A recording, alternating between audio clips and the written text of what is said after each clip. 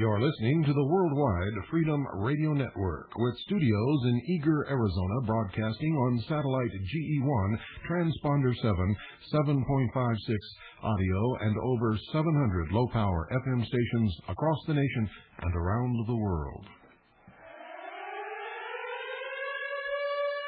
Lights out on the hour. It is the hour of the time. Lights out for the curfew of your body, soul, and mind.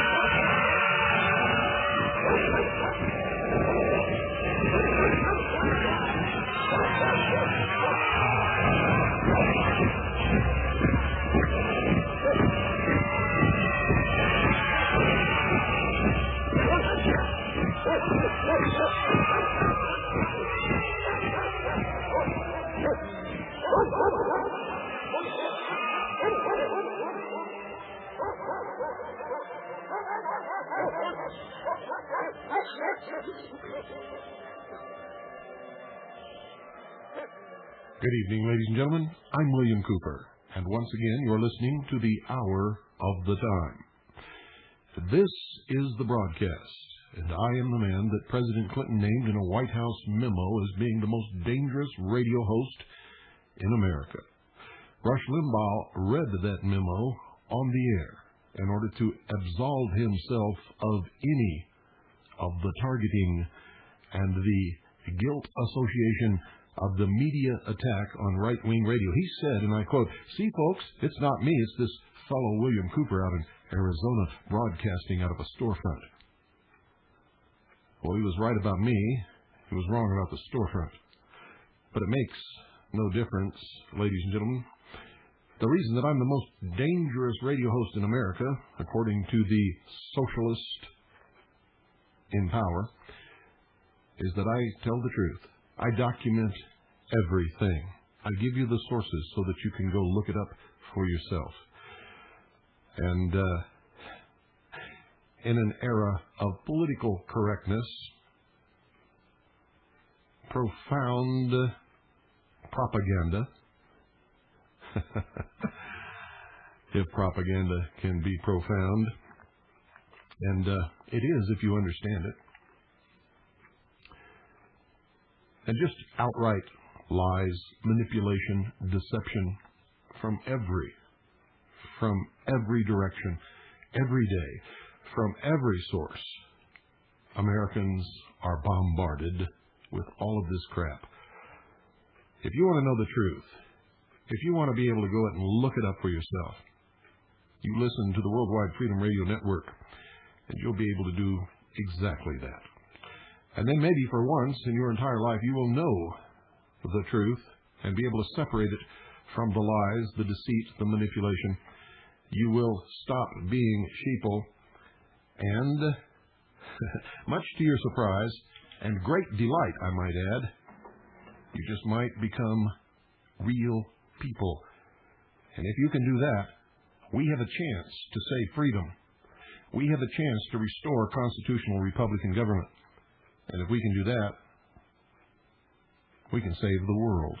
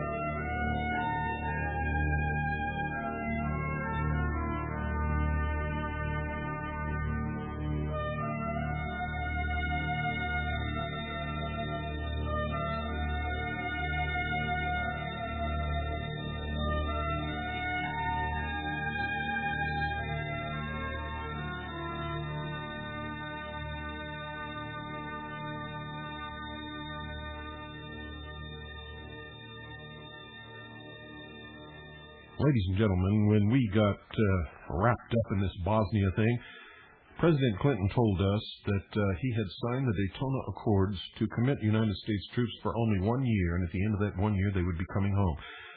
He lied, as he has always done. He is a chronic liar, a deceiver, a manipulator. He is a staunch, along with his wife, Hillary. Together they formed the first androgynous presidency ever in the United States of America. We call them Billary.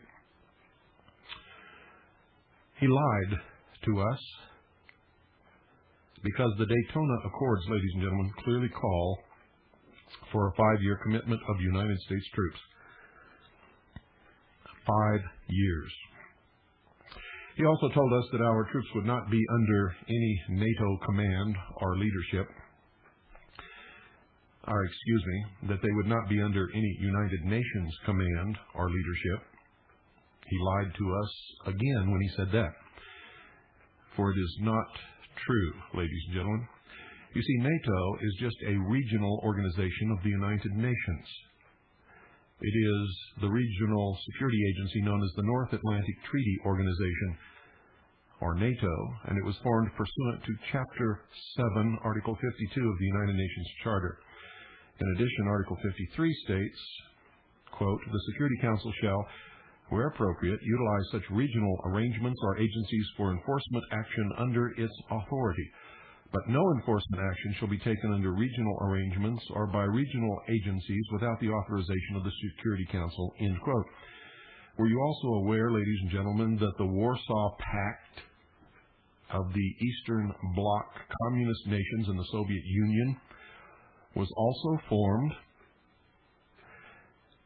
as the regional security agency known as the Warsaw Pact, pursuant to Chapter 7, Article 52 of the United Nations Charter? See, we've been scammed big time, ladies and gentlemen, way beyond your conception of what has happened. That's why Article 6 of the Dayton Peace Agreement that sent our troops to Bosnia stipulates that the United Nations Security Council will establish IFOR, the NATO force in Bosnia, acting under Chapter 7 of the United Nations Charter. The UN Security Council gets to decide if and when it wishes to use regional agencies like NATO and its American troops, and if it so chooses, it will use them under United Nations authority. And our troops are committed to IFOR in Bosnia for 5 years, not the one that President Clinton told us they were committed for.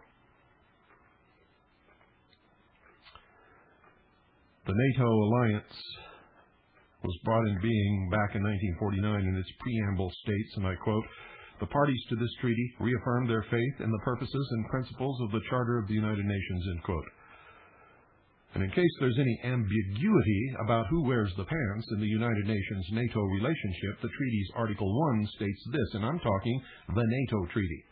Quote, "The parties undertake, as set forth in the Charter of the United Nations, to refrain in their international relations from the threat of the use of force in any manner inconsistent with the purposes of the United Nations," end quote. Charles Krauthammer recently wrote openly in his syndicated column that, quote, "Civilized society should disarm its citizens," end quote.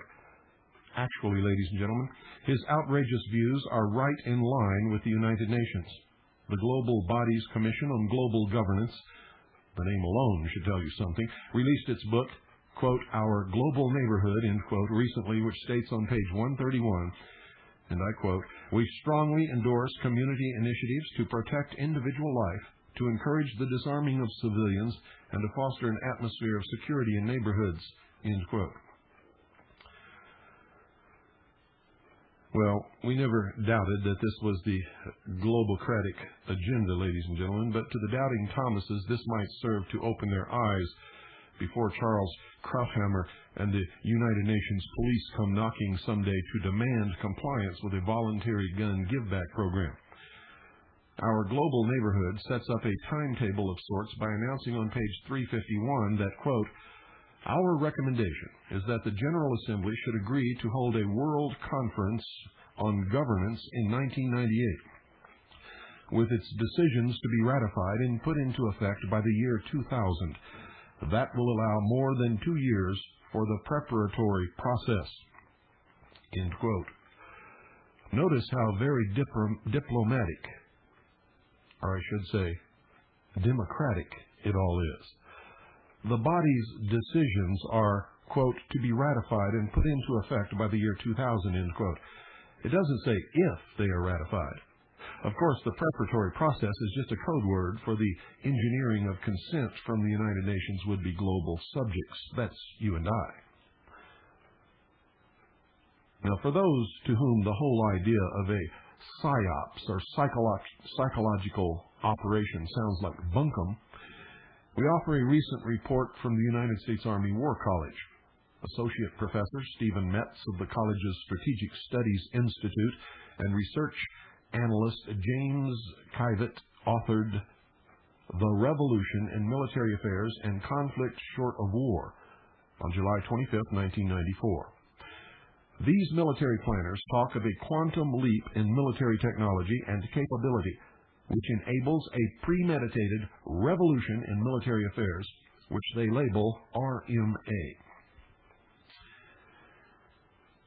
Karl Marx, after all, postulated that revolutions can be deliberate rather than inadvertent. Historical change can be created, engineered, and harnessed by those who understand it.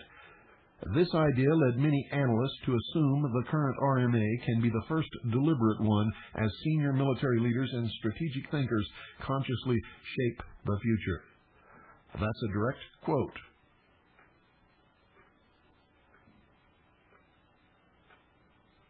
From the report of the U.S. Army War College.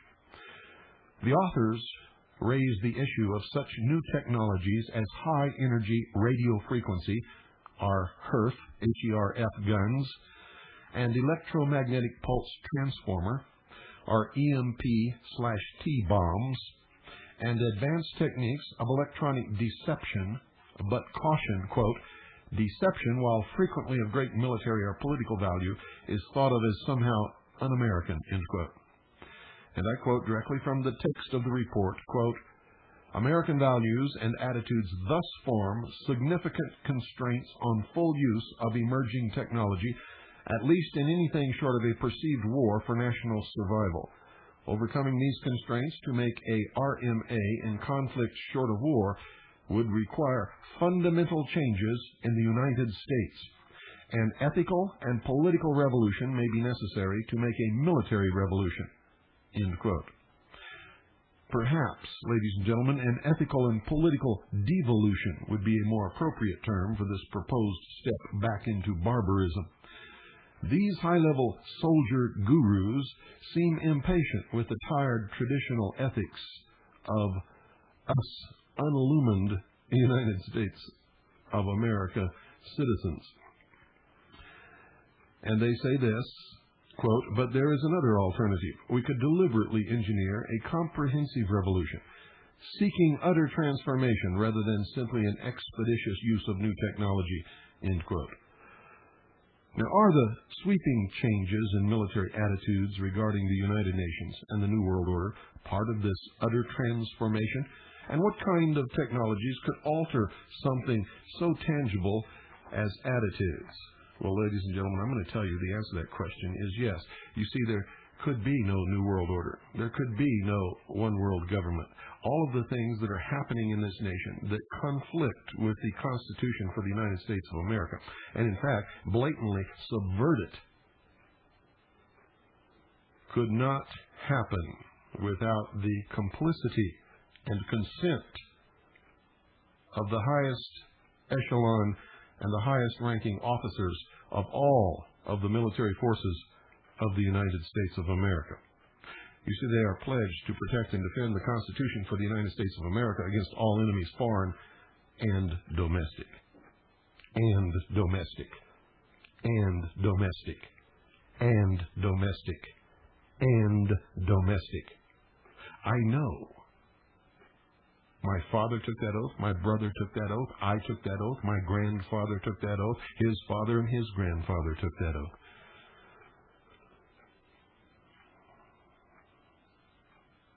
Metz and Kivett note that information technology is more important in conflicts short of war, which are most often won or lost through the manipulation of images, beliefs, attitudes, and perceptions.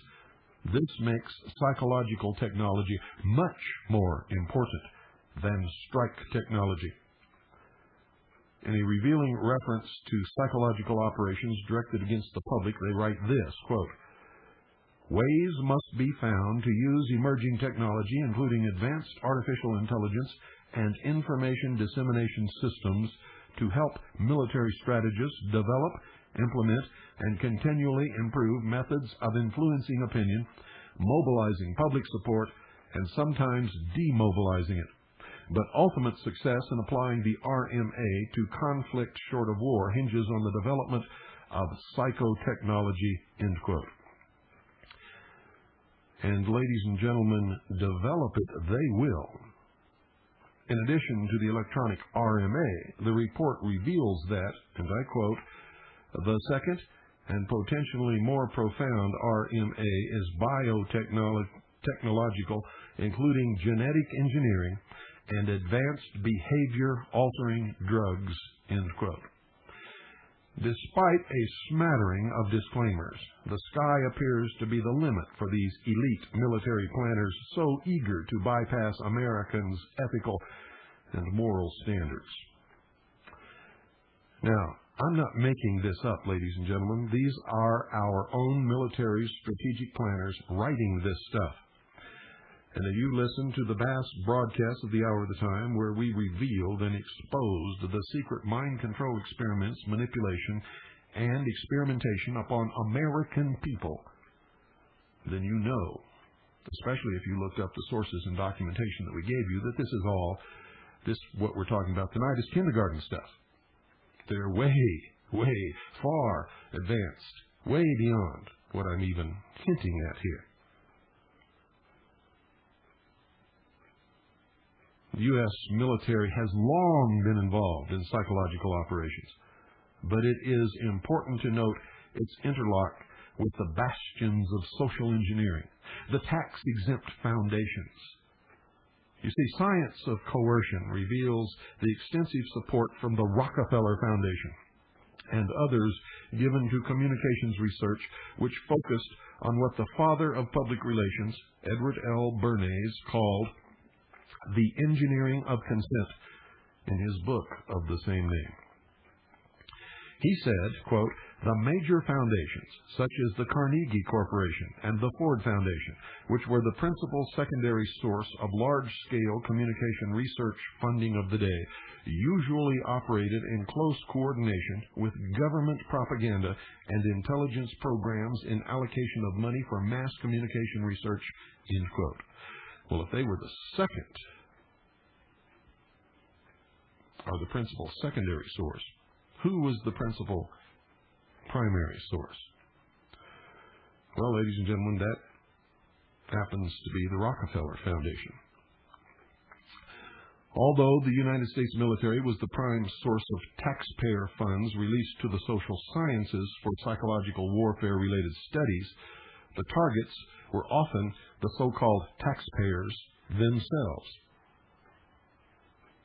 I quote, "Other U.S. Army and National Security Council documents from the same Cold War period stress, quote, plausible deniability," end quote, to permit the government to deny responsibility for so-called black operations and the clandestine targeting of the United States population, in addition to that of foreign countries for psychological operations, end quote. You see, that's what all this alien abduction and flying saucer crap is all about. In 1970, John Dewey, the author of our failed educational system, said this in a speech in New York City for the Imperial Japanese delegation headed by Viscount Ishii, and I quote, "Someone once told me that the best way to unite all humanity in a one-world government and do away with wars forever would be if we were invaded from outer space by some other species from some other planet, end quote. He said that in 1917. Unfortunately, they didn't have the technology or the means to fool the public into believing such a far-fetched scenario at that time. I can assure you, they do today. They are using it on the American and the world population today, and the sheeple are sucking it up hook, line, and sinker.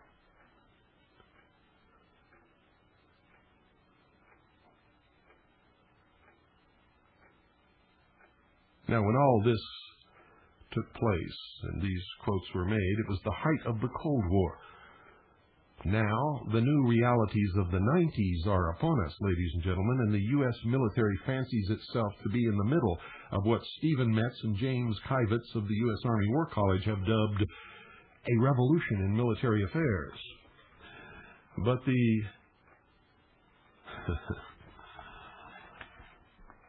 but for all of their fancy technology, these globalcrats and their hired social engineers have relied on one very basic principle to bring them a continuous string of victories.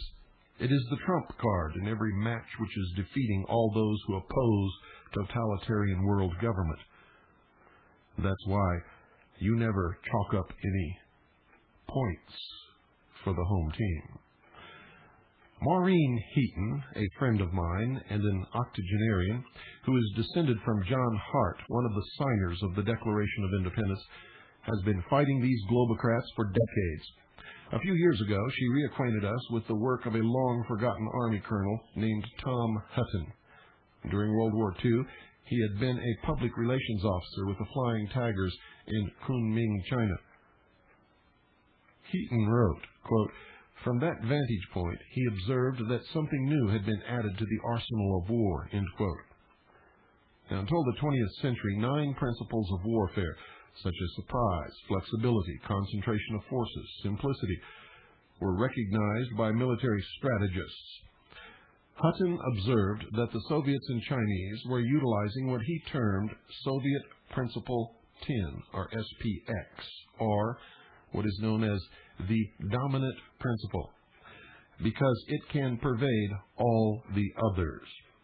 He called it, ladies and gentlemen, paralysis, or more specifically, paralysis of the will to resist. His extensive research on the subject showed that the Soviet Union had tested and used SPX on their own population before applying it to their military forces. In essence, the SPX is a psychological warfare principle which states that the enemy must be made to believe that resistance is futile. A similar operation is being conducted in the United States against American citizens, specifically known patriots, patriot leaders, and the militia of the several states and of the United States of America, in order to cull their ranks and frighten, intimidate, scare, if you will, anyone who might pay attention and believe this operation, that resistance to the New World Order, to the destruction of the Constitution for the United States of America, the Bill of Rights, is futile. It is a lie to try and convince someone who's had it so good, so much of their life. You see, most Americans at heart, ladies and gentlemen, are cowards. That's why they can pounce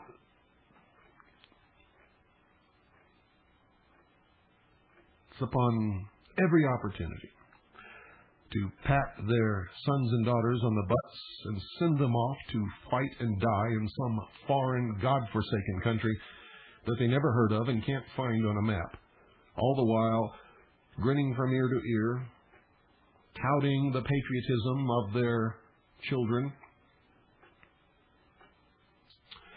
and at the same time will not stand up in the face of tyranny in their own country. In the first instance, They are cowards in that they send their sons and daughters off to die because they are afraid to take the risk of telling them not to go and being ridiculed by the media, by the press, by their neighbors. And in the second instance, they are afraid, saying, well, it can't happen to me. I'm not going to stick my neck out. Let someone else, let this fellow in Arizona, William Cooper, do it. Let him take care of it. Let these militia folk handle it. I'm not going to risk losing my job or my home. All the while, understanding full well that if things continue as they are going now, they're going to lose everything in the long run. Everything. You all know that. If you even make a cursory, even a very small investigation of the history of socialism and what happens to populations and people when socialists come to power, you will see that you are going to lose everything. You're going to become a slave, in fact, in the socialist system. You will reach a point where you will pretend to work, the state will pretend to pay you, and you will all drown your sorrows in buckets of vodka, just as the Soviets did for a couple of generations.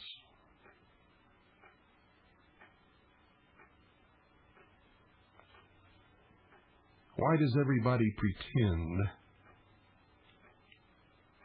that everything is okay?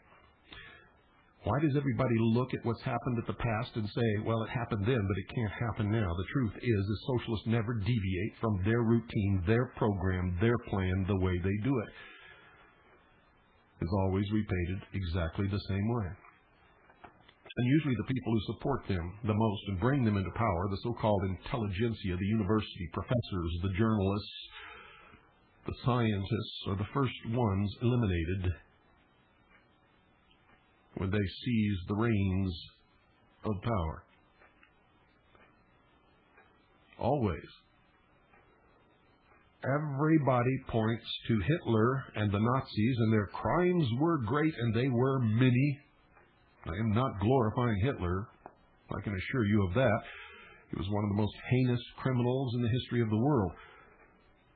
But yet, they never acknowledge the tremendous murder of the Soviet Union, the socialists, and the communist systems. Hitler murdered 6 million people, they say. Many people would argue that number, including many prominent Jewish researchers. But they never talk about the gypsies, the Christians, the blacks, and anyone else who would not conform to the new socialist order in Germany. You see, Nazi means National Socialism. They tried to pretend that Hitler was on the right wing. Hitler was not on the right, he was on the left. He was a liberal, he was a socialist, he was a Nazi. National Socialist German Workers' Party.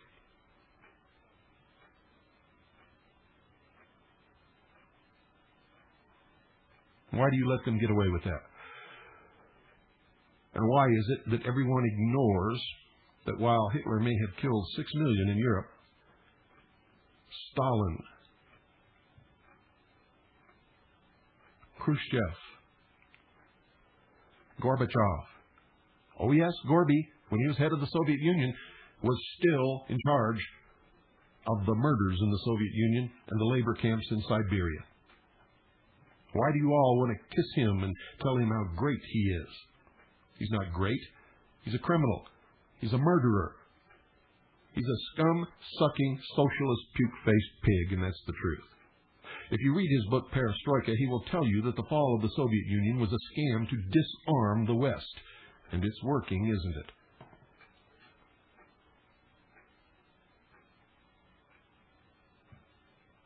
He quotes Lenin, democracy. Democracy.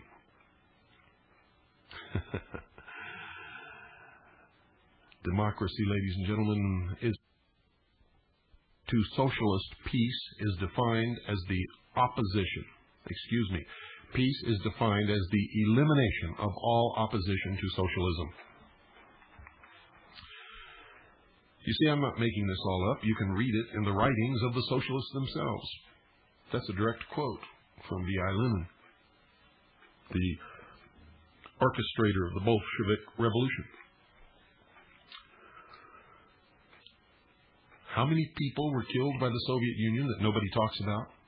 Why are you still railing on Hitler and all of these other petty little guys? Compared to the Soviet Union, they're nothing. Nothing. Compared to Stalin, they're nothing. They're Sunday school kids sitting under a tree in the park. Because the Soviets, ladies and gentlemen, didn't just murder 6 million people. They have murdered over 100 million people. Easily. And I'm being very conservative in my count.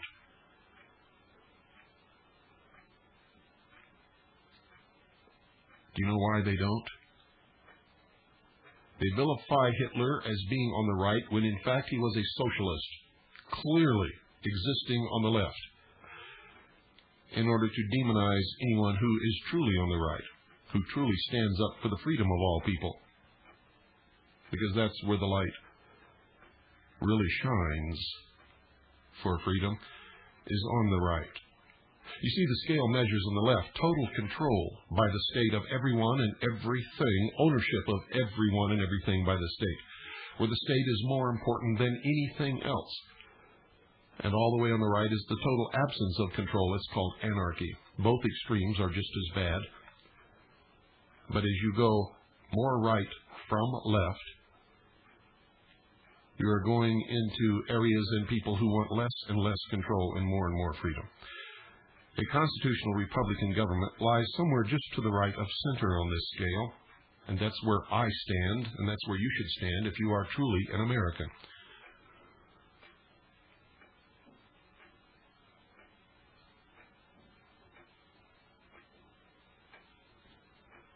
You see, this new world order that's coming, ladies and gentlemen, is going to be so much worse than Hitler and the Soviet Union and all the Stalins and Khrushchevs and Gorbachevs and Castros of the world ever could have been.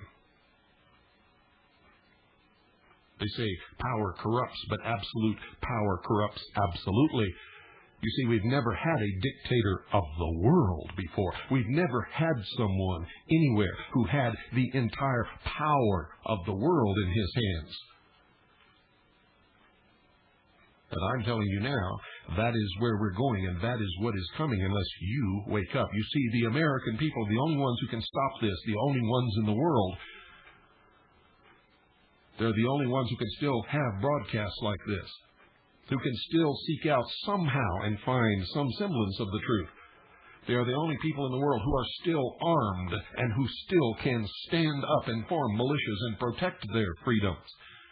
And that's why the socialists are so keen and have amassed such organizations and such great propaganda campaigns to disarm the American people. Because there can be no one world totalitarian socialist government if Americans retain the right to keep their guns.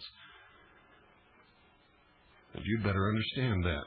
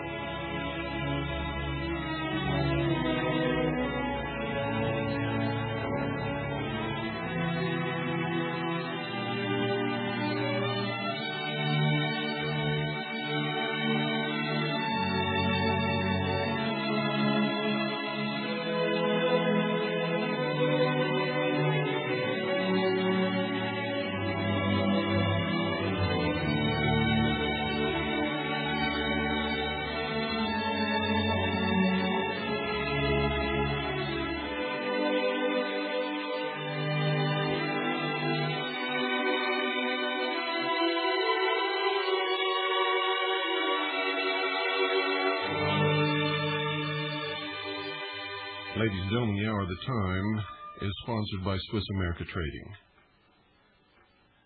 They specialize in non-reportable, non-confiscatable hard assets, but that could change tomorrow.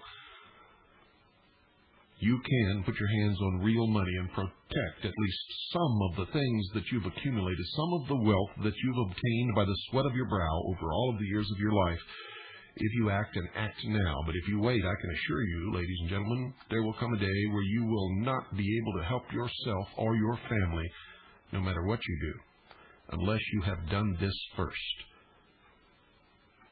There are several things that you need to survive the coming conflict.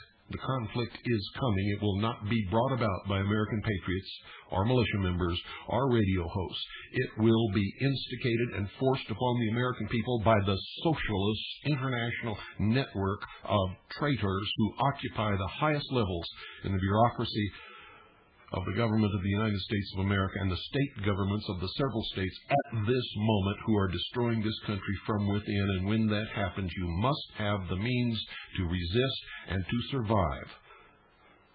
If you do not, you will be one of the bodies found upon the side of the road, one of the long lines of refugees streaming down highways, trying to escape from the scene of battle, or standing in a ditch begging for a scrap of food.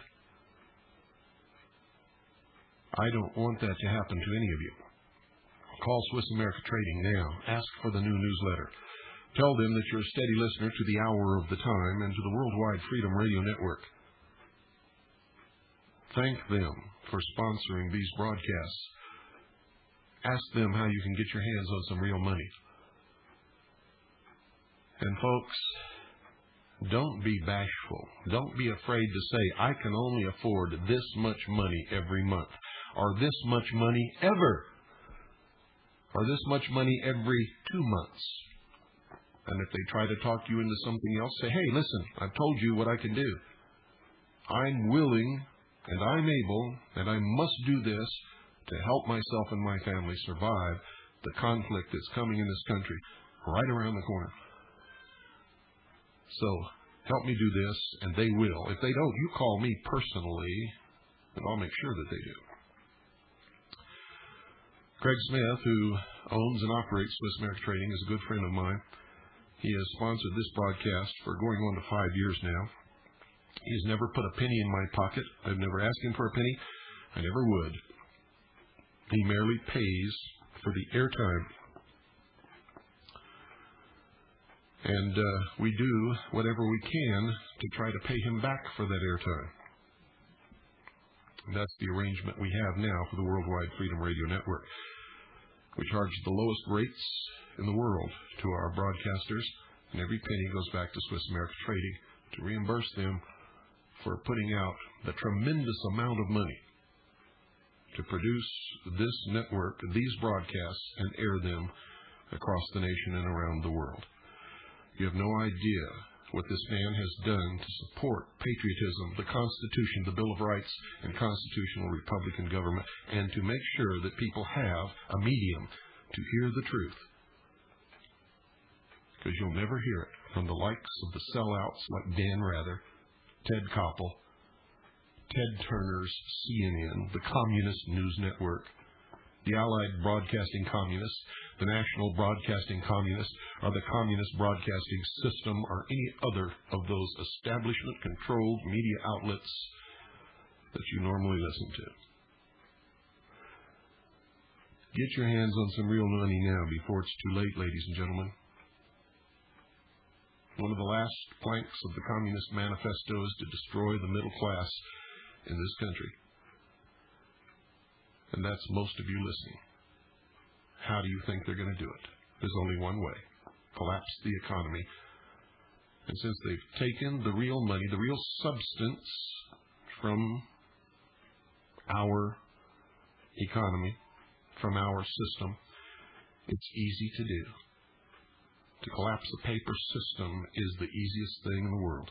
It can be done in an hour by those who hold the power. 1-800-289-2646. That's the number. 1-800-289-2646. 1-800-BUY-COIN. Call now. Don't procrastinate. We're running out of time. The timetable says the New World Totalitarian Socialist government will be installed by the year 2000. This is 1996. If you really think that you can put your duties and your responsibilities off and that you're going to survive if you do so, you're not playing with a full deck of cards. In fact, you have a serious mental deficit. 1-800-289-2646, 1-800-BUY-COIN. Do it now. You'll be glad that you did.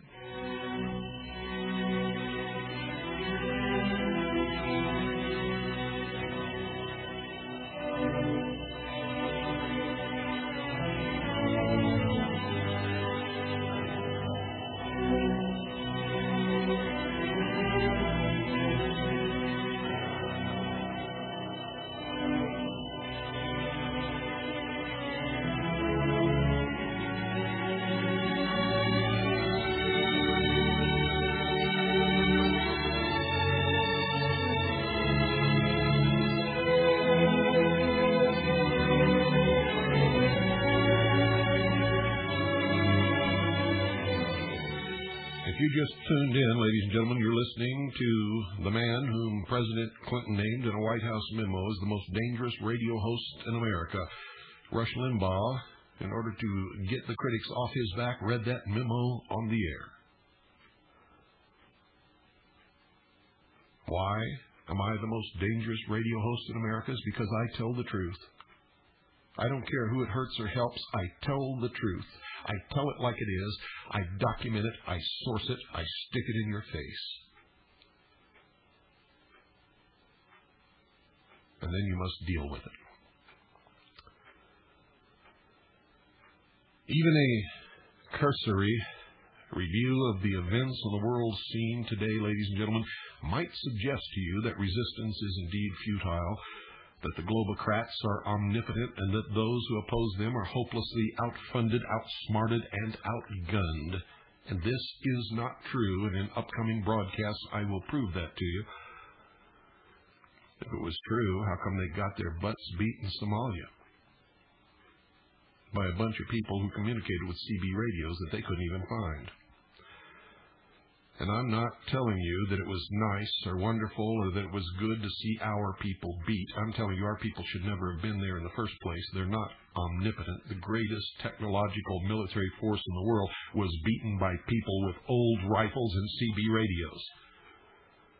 One of the greatest military machines in the world, the Soviet Union, was beaten in Afghanistan by a bunch of people with a very rudimentary education, but the will to fight. Old rifles, old technology, no armor, no airplanes, kicked their butts. So this is an illusion that they cannot be beat. And nobody, no army in the history of the world has ever faced an angry American patriot populace on their own soil. And I'm telling you, that will be a terrible thing to see. There's not an army in this world, upon the face of this earth, that can defeat 100 million armed, angry, freedom-loving Americans. And that is the truth. That's the hard truth that these traitors are going to have to face one of these days, and it's not far off in the future. They will instigate it. They will start it. And I guarantee you, we will meet the challenge, and we will finish it. And we will restore constitutional Republican government, freedom to America and to the world.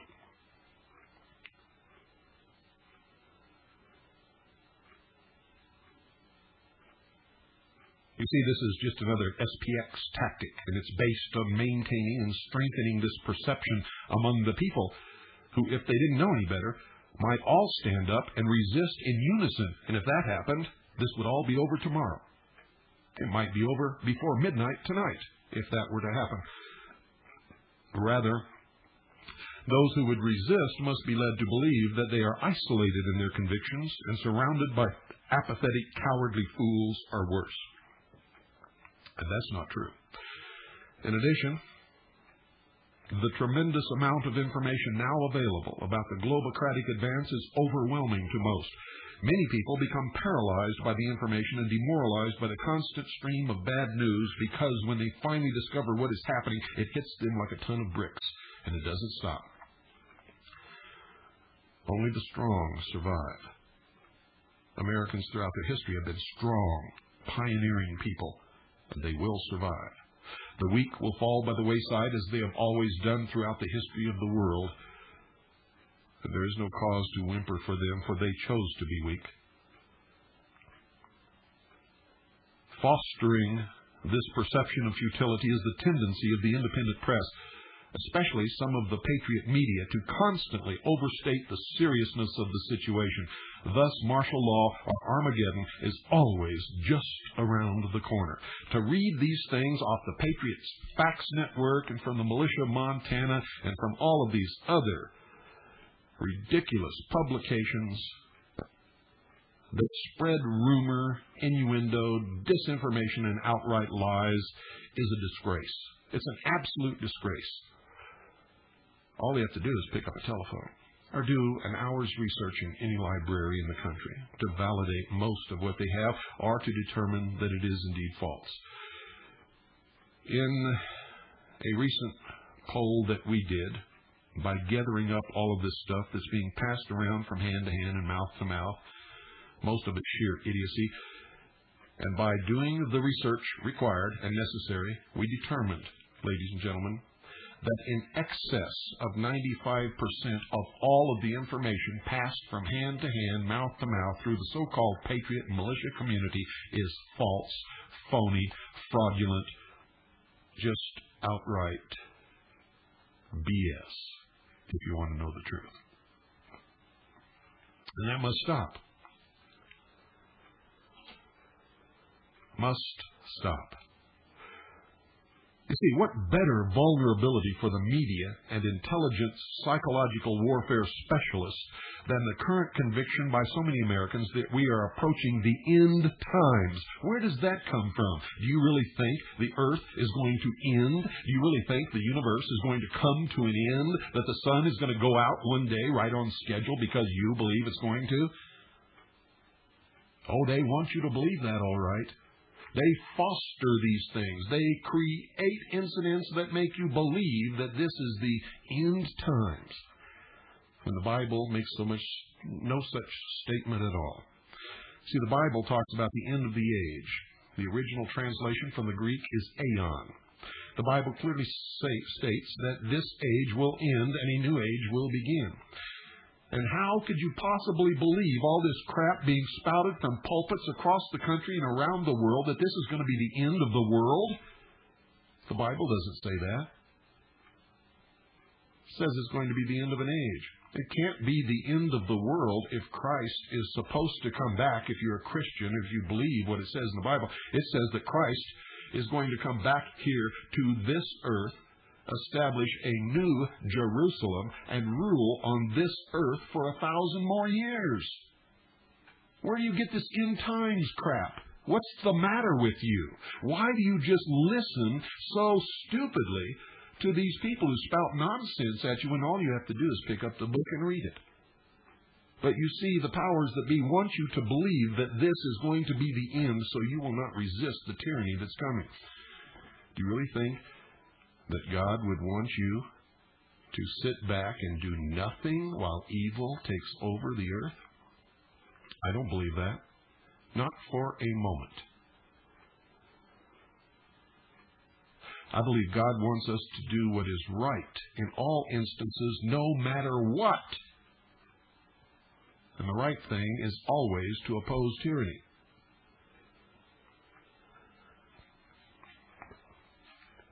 You see, that's just a cop-out. Oh, I'm not going to risk my neck. I'm not going to get involved in this because I know the end times are coming and it's being brought about by the hand of God. And who am I to resist the hand of God? Well, you'll find out. That's all I can tell you. Because I can tell you, if you really believe that, you're a fool. You are a fool. And if you think that you could stand there and watch terrible things happen to your family and your loved ones and your children, and not do anything about it and try and justify your inaction to me because it's being brought about by the hand of God, I'm going to call you a coward to your face. And if the enemy doesn't get rid of you, I might do it.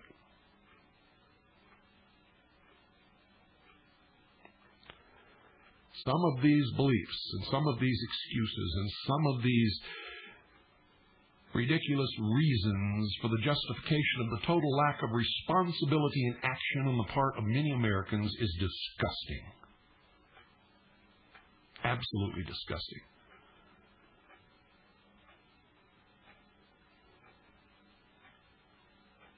It's a cop-out. Whatever your excuse, it's a cop-out. And most of you who listen to this broadcast, you know I'm not talking to you, I'm talking to the sheeple. The ignorant, apathetic, and in many cases stupid couch potatoes who throughout the history of the world, when any conflict has taken place, have always been the flotsam and jetsam, cast about by the seas of battle, at the mercy of the victor, whoever that might be, and of circumstance. And they usually suffer the most because they sat on the fence or they chose the wrong side because it was easier.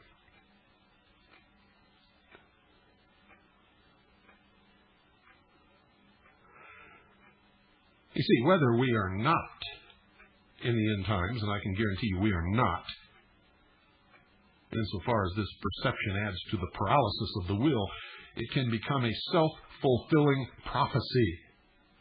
How many Christians in this country have been effectively neutralized by their belief that the end is near?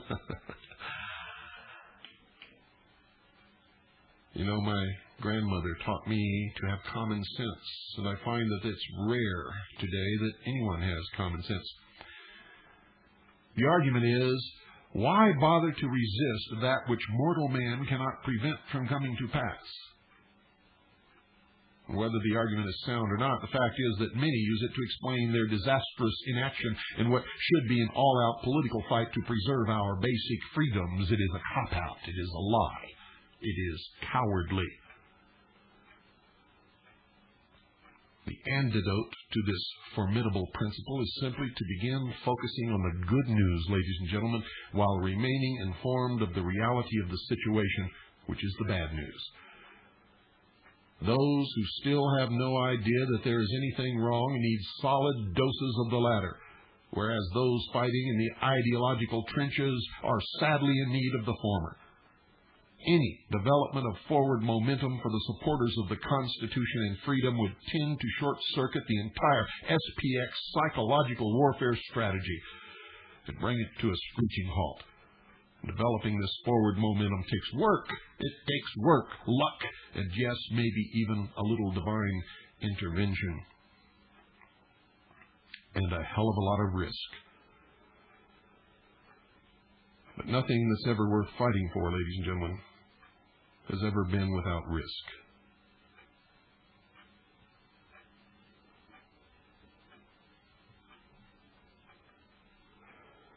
If the United Nations is to become the policeman of the world, and that's not an if really, because they are the policemen of the world today, and our armed forces is the police force for that policeman. But if the UN is to become the policeman of the world and to have its policemen all over the world, we are all going to have to get used to it first. There are few more powerful instruments for subtle, painless propagandizing of mass populations than motion pictures and television. For instance, in the 1994 made-for-television movie Death Train, Patrick Stewart plays Malcolm Philpott of the United Nations Anti-Crime Unit, or UNACO. He arrives on the scene of a terrorist incident in Germany. When he is told by the German policeman Captain Wolf that he can observe from over there, Philpott bristles, saying, "Excuse me, what is your name?" The German police chief introduces himself, after which Philpott states, "Captain Wolf, I understand your reluctance to relinquish command, but if you confer with your superiors, you'll find that I have been authorized to lead this response."